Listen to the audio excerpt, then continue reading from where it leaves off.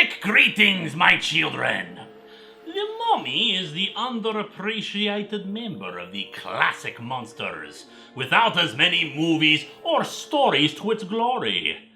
How appropriate, then, that mummies should be the monsters of this tale of an underappreciated comic? ROM Spaceknight, for those who have not seen that Linkara guy's retrospective on the series from earlier this year, was a toy-licensed comic featuring a cyborg who traveled to Earth to hunt down evil shape-shifting wizards from a hellish other dimension. See, even ROM, a science fiction story, knew that the supernatural was where true drama and terror could be found. This story also sees ROM united with Shang-Chi, the master of Kung Fu, as he witnesses a dark ceremony by these space wizards, the Dire Wraiths, as they go into the tomb of a dead child and make her bones rise from her grave. Shang-Chi stops their dark ritual, but that is not the end of them. ROM, meanwhile, suspects that the Wraith Witches have some nefarious scheme at hand involving children.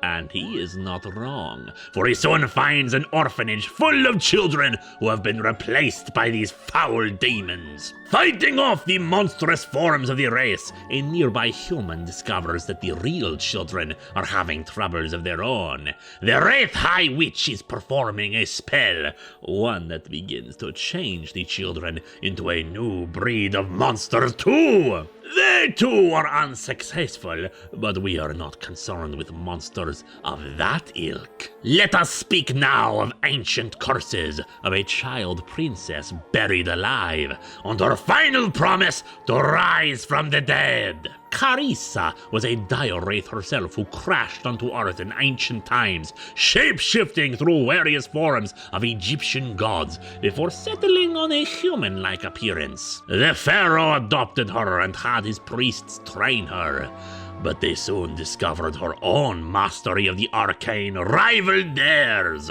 After the pharaoh was slain, Carissa took control, bringing misery upon the land and direct mind control over all the children. The people revolted and buried her alive in the bandages of the mummy. Shang-Chi suspects that the Dire Wraiths were testing a spell to bring back the dead on that child in the tomb. And his suspicions prove right as the robed figures arrive, bringing with them enchanted children for the task. ROM and Shang-Chi join forces to stop the witch child's resurrection, while the Wraiths summon forth all manner of creatures to combat them, including more dusty old mummies. But Carissa rises, drawing power and strength from the children. Shang-Chi's friends suspect they must kill the little ones to finally stop Carissa, but ROM refuses. If they are to die, let it be with clean hands. Peh, a noble gesture.